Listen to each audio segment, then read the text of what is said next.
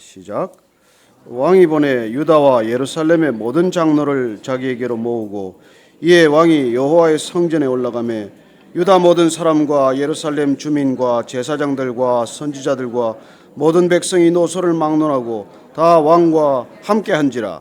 왕이 여호와의 성전 안에서 발견한 언약책의 모든 말씀을 읽어 무리의 귀에 들리고 왕이 단위에 서서 여호와 앞에서 언약을 세우되 마음을 다하고 뜻을 다하여 여호와께 순종하고 그의 계명과 법도와 율례를 지켜 이 책에 기록된 이 언약의 말씀을 이루게 하리라 하며 백성이 다 그 언약을 따르기로 하니라.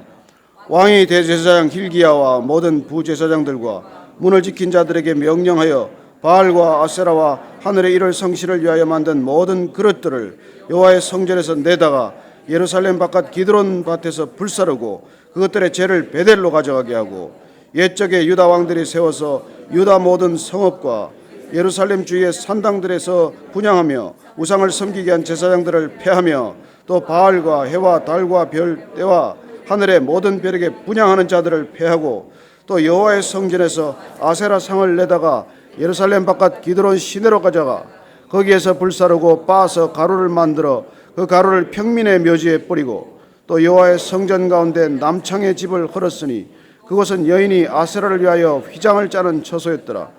또 유다 각 성읍에서 모든 제사장을 불러오고 또 제사장이 분향하던 산당을 게바에서부터 베엘세바까지 더럽게 하고 또 성문의 산당들을 헐어버렸으니 이 산당들은 그 성읍의 지도자 여호수아의 대문 어기 곧 성문 왼쪽에 있었더라. 산당들의 제사장들은 예루살렘 여호와의 제단에 올라가지 못하고 다만 그의 형제 중에서 무교병을 먹었을 뿐이었더라. 왕이 또 흰놈의 아들 골짜기에 도벳을 더럽게 하여 어떤 사람도 몰록에게 드리기 위하여 자기의 자녀를 불로 지나가지 못하게 하고 또 유다 여러 왕이 태양을 위하여 드린 말들을 제하여 버렸으니 이 말들은 여호와의 성전으로 들어가는 곳에 근처 네시 나단멜렉의 집 곁에 있던 것이며 또 태양 수레를 불사르고 유다 여러 왕이 아하스의 다락 지붕에 세운 제단들과 므낫세가 여호와의 성전 두 마당에 세운 제단들을 왕이 다 헐고 거기서 빻아내려서 그것들의 가루를 기드론 시내에 쏟아버리고 또 예루살렘 앞 멸망의 산 오른쪽 세운 산당들을 왕이 더럽게 하였으니 이는 옛적에 이스라엘 왕 솔로몬이 시돈 사람의 가정한 아소다락과 모압 사람의 가정한 그모스와 암몬 자손의 가정한 밀곰을 위하여 세웠던 것이며 왕이 또 석상들을 깨뜨리며 아세라 목상들을 짓고 사람의 해골로 그곳에 세웠더라. 또한 이스라엘에게 범죄하게 한 느바세 아들 여로보암이 베델에 세운 제단과 산당을 왕이 헐고 또 그 산당을 불사르고 빻아서 가루를 만들며 또 아세라 목상을 불살랐더라. 요시야가 몸을 돌이켜 산에 있는 무덤들을 보고 보내어 그 무덤에서 해골을 가져다가 제단 위에서 불살라 그 제단을 더럽게 하니라. 이 일을 하나님의 사람이 전하였더니 그 전한 여호와의 말씀대로 되었더라. 요시야가 이르되 내게 보이는 저것은 무슨 비석이냐 하니 성읍 사람들이 그에게 말하되 왕께서 베델의 제단에 대하여 행하신 이 일을 전하러 유다에서 왔던 하나님의 사람의 묘실이니이다 하니라. 이르되 그대로 두고 그의 뼈를 옮기지 말라 하며 무리가 그의 뼈와 사마리아에서 온 선지자의 뼈는 그대로 두었더라. 전에 이스라엘 여러 왕이 사마리아 각 성읍에 지어서 여호와를 경노하게 한 산당을 요시야가 다 제거하되 베델에서 행한 모든 일대로 행하고 또 거기 있는 산당의 제사장들을 다 제단 위에서 죽이고 사람의 해골을 제단 위에서 불사르고 예루살렘으로 돌아왔더라. 아멘. 오늘 본문 말씀은 요시야의 종교개혁, 우상을 뿌리째 뽑아내는 작업이 얼마나 힘겹고 또 철저한지를 우리에게 알려주고 있습니다. 오늘 이 목록을 다 읽어가기에 숨이 찰 정도로 그토록 이 유다 전체가, 북이스라엘과 남유다 전체가 그야말로 우상 숭배에 빠질 대로 빠져 있었던 것이죠.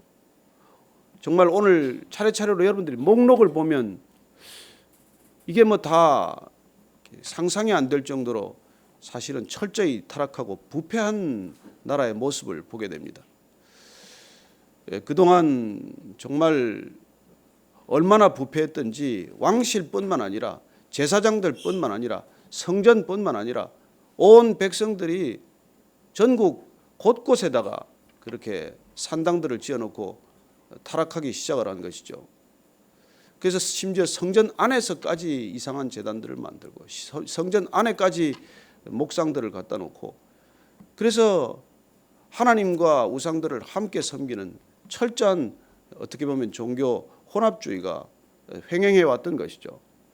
요시야 왕이 그야말로 8살의 왕위에 올라서 차근차근 어쩌면 어린 나이에서부터 계획해 왔던 것들이 이제 율법 책이 성전에서 발견됨으로써 제사장이 지성소에 숨겨놓았던 율법책, 어떻게 보면 율법책 한 권 변변히 왕 주변에도 없었고 제사장조차도 율법책을 갖지 못한 채 제사만 드리다 보니 어디에 제사 드려야 되고 어떤 법도를 따라 드려야 되며 무엇을 섬겨야 할지 모르는 채 그렇게 온전히 타락했던 제사장들과 성전 시스템, 그렇게 타락한 성전 시스템 안에서 철저히 그렇게 부패했던 것이죠. 그래서 그야말로 율법 책의 발견이 하나의 기폭제가 된 것입니다. hil기야가 사환에게 주고 대제사장이 발견한 그 성경책이, 율법책이 서기관에게 전달되고 그 서기관이 요시야 왕에게 그걸 친히 읽어드림으로써 그 말씀 앞에서 그가 옷을 찢고 회개하고 통회하며 어떻게 신앙의 자리를 찾아야 할지를 분명히 확인하게 된 것이죠. 여러분, 늘 말씀을 우리가 대할 때 그 말씀이 이 기준으로 다가와야 한다는 것입니다. 아하, 개혁조차도 말씀으로 돌아가는 것 아닙니까? 종교개혁이란 무엇입니까? 마틴 루터의 종교개혁이란 본질이 무엇입니까? 그리고 1957년, 67년인가요? 정말 1617년인가요?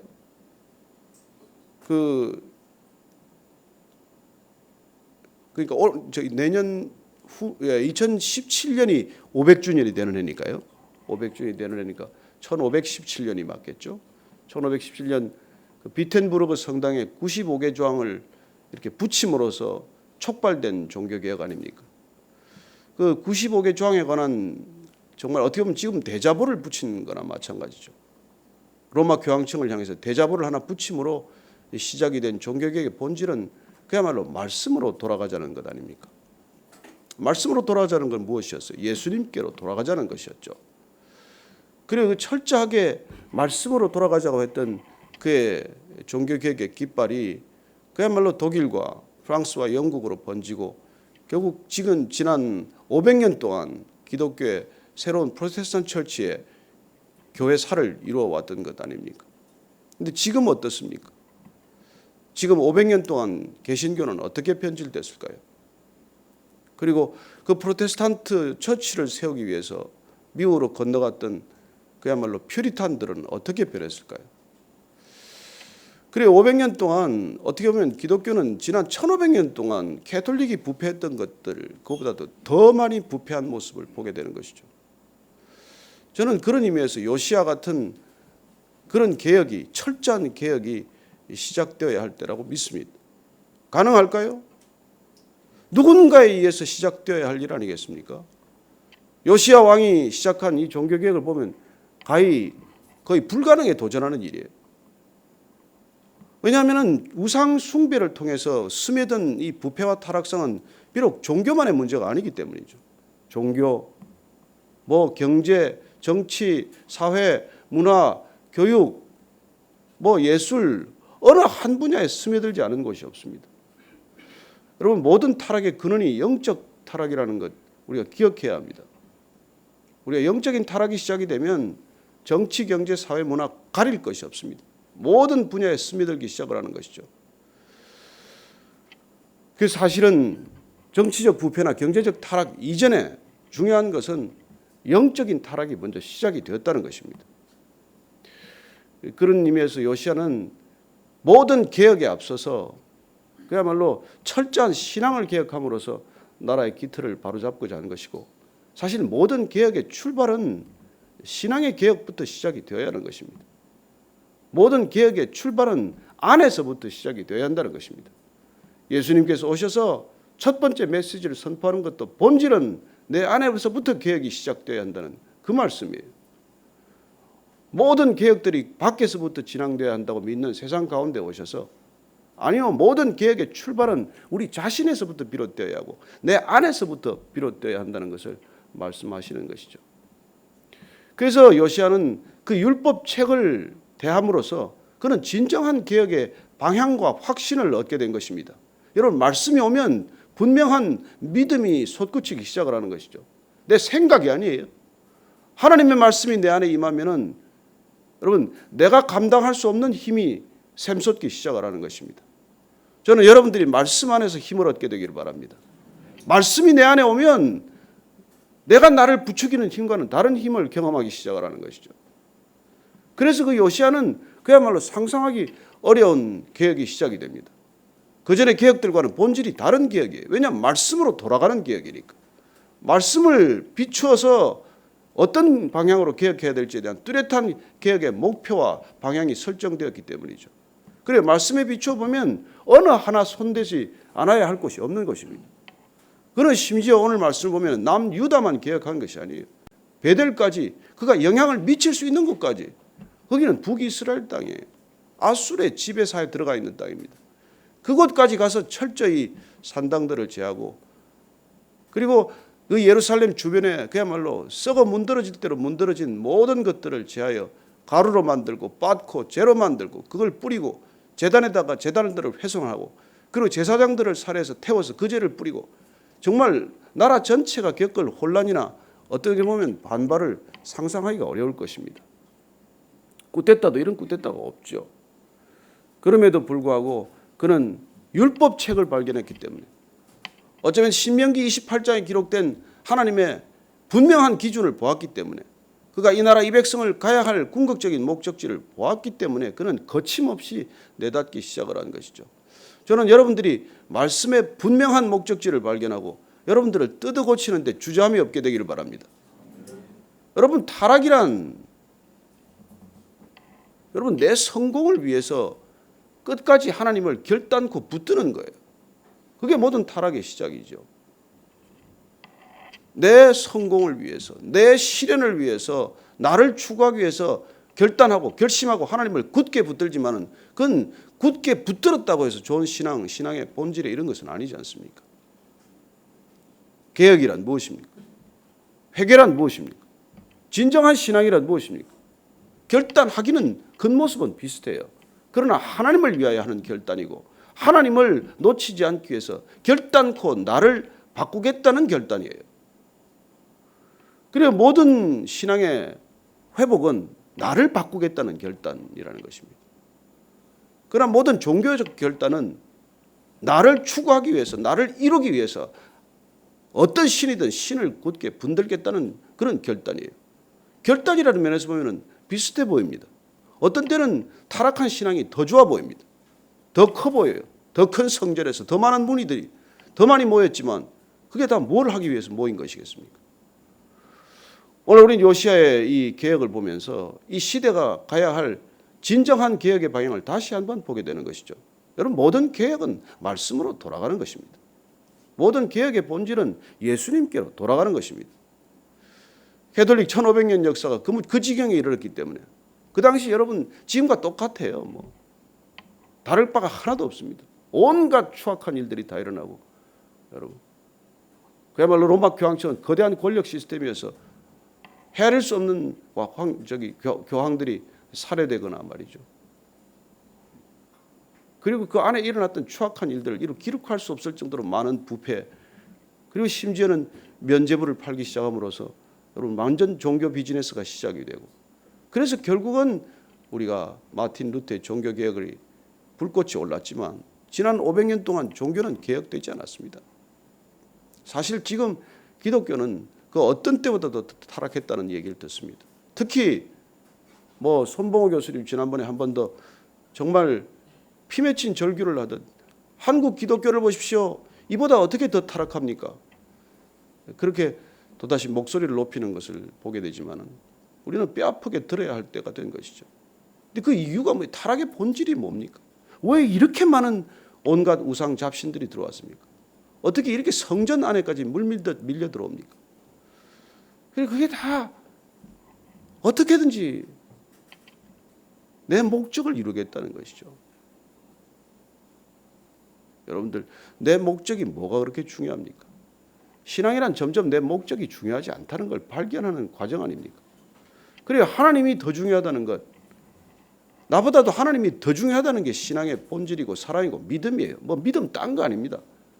나보다 하나님이 더 중요하다는 걸 아는 게 믿음이에요. 내가 더 중요하기 때문에 하나님도 갈아 끼우듯 바꿀 수가 있고 이신저신 바꿀 수가 있고 영험이 있고 능력이 있다는데 이것저것 찾아다닐 수 있고 마음대로죠. 뭐. 왜 능력이 필요합니까? 하나님을 전파하기 위한 능력이면 됐지 무슨 다른 능력이 필요합니까? 복음을 전할 수 있는 능력이면 됐지 무슨 다른 능력이 필요합니까? 그럼에도 불구하고 우리는 어떻게 보면 종교적인 능력을 찾아서 그렇게 목마르게 다니는 모습도 한번 보게 됩니다. 저는 이 시대가 정말 주님한테로 돌아가는 개혁, 예수님께로 돌아가는 개혁, 그리고 진정한 말씀으로 회복되는 개혁이 시작되어야 할 때라고 믿습니다. 오늘 우리가 이걸 답답하게 읽었지만은 뭐 이 모습들을 보면은 그야말로 나라 전체가 그냥 온 난리 이런 난리가 없을 거예요. 그야말로 그동안 산당 제사장들 또 한번 목에 좀 힘 좀 주고 사나 싶었더니 그냥 하나하나 다 지금 죽어가는 과정들 아닙니까? 사방에서 피를 튀기는 소리가 보이고 온갖 산당들과 성전에 있었던 뭐 아세라 목산과 바알 뭐 주상과 모든 것들을 다 그냥 끄집어내어서 그냥 갈아엎는 그런 개혁들이 시작이 된 것이죠. 그래서 오늘 이 개혁은 첫 번째 우리가 볼 때 중요한 것은 요시야가 혼자 앞장서서 간 게 아니라는 것입니다. 사실은 하나님이 앞서 가신 것이고 그는 혼자 따라가지 않았다는 것입니다. 그가 먼저 말씀에 붙들렸지만 그는 장로들을 설득했고 그리고 제사장들과 그리고 지도층들과 그리고 온 백성들을 끌고 성전으로 올라갔다고 기록되어 있습니다. 그리고 어쩌면 그는 말씀을 통해서 말씀을 성도들에게 백성들에게 읽어주기 시작함으로써 말씀이 백성들에게 고루 스며들도록 하고 말씀을 통해서 장로들과 지도층과 백성들이 하나 되는 과정을 거쳐서 이 개혁을 이루어냈다는 것을 보게 됩니다. 결국 개혁의 시작도 말씀이고 개혁의 목적도 말씀으로 돌아가는 것이었지만 그가 말씀에 붙들린 바 되었을 때 진정한 개혁이 시작되었다는 것이고 그가 말씀에 끝내 붙들려 있었기 때문에 개혁은 완수되기 시작했다는 것이죠. 저는 오늘 이 말씀 앞에서 우리가 다시 언약을 한번 이 갱신하듯 하는 이 요시야 왕의 결단을 우리의 결단으로 삼게 되기를 바랍니다. 요시야가 결단했습니다. 그가 정말 하나님의 말씀 앞에서 나를 바꾸어서 말씀을 따르기로 결단했기 때문에 이런 놀라운 변화가 일어났듯 우리 자신도 붙든 말씀을 앞에서 나 자신을 변화시키기로 결단하는 것입니다. 오늘 이 수많은 우상의 기록들을 여러분들이 보면서 내 안에 제거해야 될 나의 우상들의 기록을 우리는 한번 일람표로 만들어야 할 것입니다. 내가 하나님처럼 여기는 것들은 무슨 순서인가? 내가 내 목적을 달성하기 위해서 추구하고 있는 가치관들은 어떤 것이 있는가? 나는 내가 궁극적으로 내 성공을 위해서 나를 드러내기 위해서 내가 추구하고 있는 내 목록들은 무엇인가? 그렇게 기록하고 하나씩 하나씩 정말 다 꺼집어내서 태우고 빻고 부수고 죄를 만들어서 뿌리는 작업들이 우리 안에서 일어나지 않으면 우리는 이 세상을 견디지 못할 것입니다. 물밀듯 밀려오는 이 혼합주의, 물밀듯 밀려오는 종교 통합운동, 이걸 어떻게 견디겠습니까? 단 하나 목적으로 삼고 있는 타겟은 진정한 교회입니다. 정말 복음만을 살고자 하는 사람들이 내몰려도 끝까지 내몰리는 상황이 될 것입니다. 그래 이 상황 가운데 우리가 다시 한번 정말 요시야가 개혁했던 그런 종교개혁이 저는 여러분 자신으로부터 시작되기를 바라고 내 안에서부터 시작되기를 바라고 그리고 이 교회로부터 시작되기를 바랍니다. 저는 베이직 교회가 그런 출발점이 되기를 기도하고 있습니다. 여기 정말 기도원 용사 같은 300명만 정말 날마다 베옷을 입고 죄를 뒤집어 쓰고 금식하며 부르짖고 기도하면 하나님께서 기적 같은 일을 이루실 줄로 믿습니다. 오늘 이 놀라운 개혁의 시작이 말씀에 붙들린 한 사람 요시야에 의해서 시작이 되었다면 저는 오늘 이 아침에 여러분들이 그렇게 결단하시기를 바랍니다. 말씀에 붙들린 그 한 사람 제가 되겠습니다. 저 자신이 말씀에 붙들려서 요시야처럼 정말 목숨을 거는 그런 언약 갱신의 주역이 되겠습니다. 그렇게 서원한다면 주님께서 여러분들에게 감당할 수 있는 능력을 부어주실 것이라고 믿으시기 바랍니다. 능력이 무엇입니까?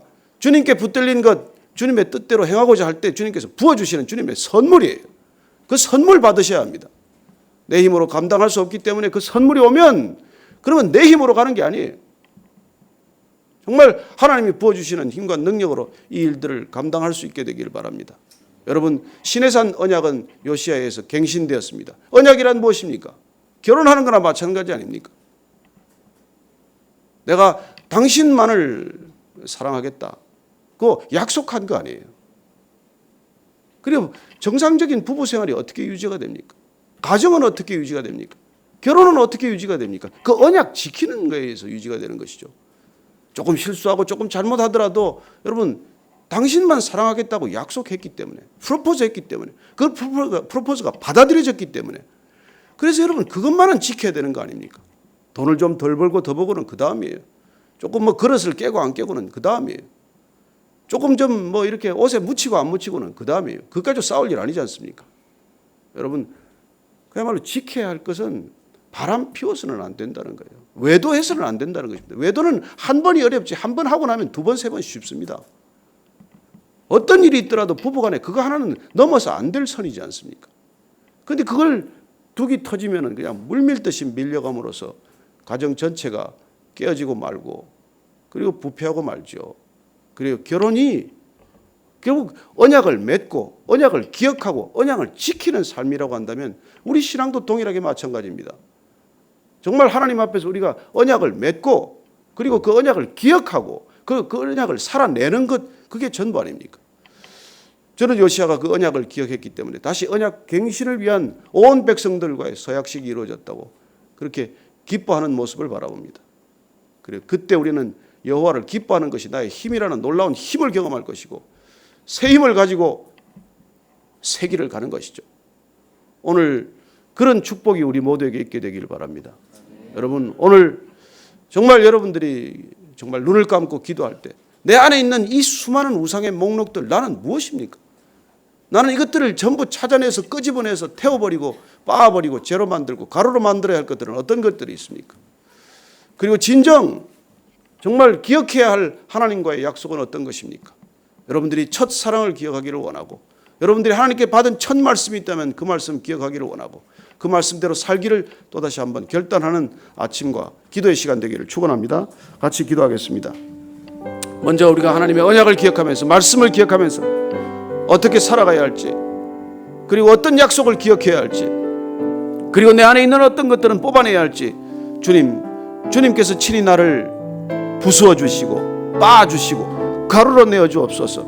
하나님, 나는 형태도 없이 사라지기를 원합니다. 주님, 우리 모두를 빻아서 가루가 되게 하여 주옵소서. 흔들어도 소리가 나지 않는 사람 되게 하옵소서. 하나님, 그 모든 것들이 주님 제 안에서 시작된 타락입니다. 주님, 내 안에 있는 모든 우상들을 주님께서 다 아십니다. 햇빛이 쏟아지게 하시고 맑은 공기가 들어오게 하시고, 하나님 내 안에 덕지덕지 붙은 때가 다 벗겨지게 하시고 곰팡이가 사라지게 하시고 음습한 것들이 사라지게 하여 주옵소서. 하나님, 신선한 바람이 우리 안에 불기를 원합니다. 성령의 바람이 우리 안에 불기를 원합니다. 성령의 바람이 성전 가득히 불기를 원합니다.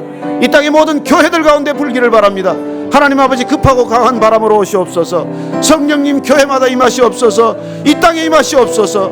하나님, 한 분 한 분의 생애 가운데 임하여 주옵소서. 주여 역사하여 주시옵소서. 주님, 우리를 불쌍히 여겨 주시옵소서. 이 민족을 불쌍히 여겨 주시옵소서. 부패할 대로 부패하고 타락할 대로 타락하고 음란할 대로 음란한 민족이 되고 말았습니다. 주님, 우리를 경결케 하여 주옵소서. 주님, 우리 성도들 한 사람 한 사람이 요시야처럼 결단하게 하여 주옵소서.